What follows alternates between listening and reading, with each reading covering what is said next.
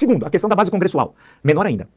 Se o governo tinha uma base congressual pequena, na Câmara do Senado tem menor ainda hoje. A situação é mais difícil ainda hoje. Está bem claro que é mais difícil. É claro o sinal de temor que os parlamentares estão muito preocupados com o governo. Muito preocupados. E sabem da instabilidade emocional de Bolsonaro, sabem que a sua equipe econômica é ruim, sabem que o ministério é ruim, sabem? É um dos piores ministérios da história republicana, né? Quem está em Brasília, os mais conscientes, sabem disso, têm consciência disso. Então a base congressual hoje do governo é muito menor do que era há 2, 3 meses atrás. Ou seja, porque o parlamento aprova com modificações que o governo pediu e não há resultados na economia. Não há resultados. E todas essas PECs, são várias propostas de emenda constitucional encaminhadas pelo Paulo Guedes, e eu volto a dizer, sempre disse que elas são inconstitucionais e não tem pé nem cabeça. É um absurdo tudo aquilo. Imagina, o Brasil para os mais pobres precisa de Estado. Para saúde, educação, segurança pública. Que uma das propostas é diminuir a jornada de trabalho dos funcionários públicos. Diminuir a jornada de trabalho significa menos Estado, menos atendimento. Dá para entender? E com diminuição, isso pro lado do cidadão, que acessa esse serviço, que são os mais pobres.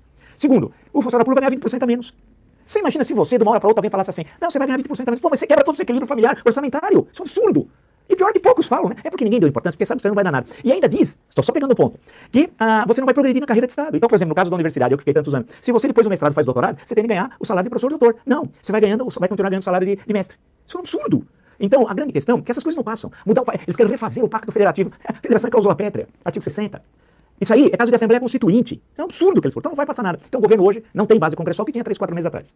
Né? E também porque aqueles que têm mais sensibilidade sabem, se o STF derrubar a medida do Dias Toffoli, por isso que o presidente está calado, porque Jair Bolsonaro e Dias Toffoli hoje são aliados, aliadíssimos, por isso que ele está calado. Né? A questão que se coloca, portanto, para a elite política e quem acompanha os assuntos de Brasília, caso caia a decisão de Dias Toffoli, são cerca de 930 casos, 930 investigações que foram paralisadas. Uma delas é de Flávio Bolsonaro. Aí tem o Queiroz, aí tem o Capitão Adriano, aí tem o Rio das Pedras.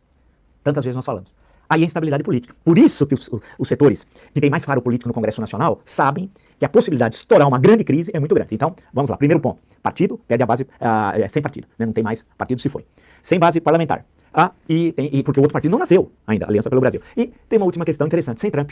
Sim, vocês perceberam que desapareceu o Donald Trump? Os bolsonaristas, os milicianos, não falam mais. O Dudu Surfistinha que seria embaixador. Ele não pôs, lembra quando ele pôs o bonezinho do Trump em 2020? Cadê? Não, o que eu estou querendo dizer é que o governo não tem rumo. Quer dizer, o presidente não tem partido, não tem base congressual e agora está sem o Trump. Esqueceu o Trump. Por isso que os investidores estrangeiros, quando olham para o Brasil, têm uma enorme insegurança sobre o futuro do Brasil. E se nós assumirmos a perspectiva deles e nos afastamos do Brasil como se fôssemos estrangeiros e olhássemos como objeto de estudo, no campo científico, você se afasta do objeto, né? Eles têm toda a razão. Né? Um presidente inseguro, um ministério péssimo, um país estagnado, o Brasil não tem um projeto nacional, não tem políticas setoriais. Que política industrial tem esse governo? A não ser querer destruir a indústria, como ameaçou recentemente o Paulo Guedes, agente do imperialismo. Esse é um agente dos Estados Unidos no Brasil. Né? Ele queria diminuir 50% as taxações de mercadorismo, queria destruir a indústria brasileira. Quando nós sabemos que a indústria brasileira, nos últimos 5 anos, ela caiu 15% e no mundo a produção industrial aumentou 10%. Né? A questão de política industrial é fundamental. Por isso que, ao criticar, não é ser contra o Brasil. É eles que estão sendo contra o Brasil, contra o nosso futuro, porque o PT deixou uma herança maldita. Mas o Bolsonaro vai deixar uma herança maldita também.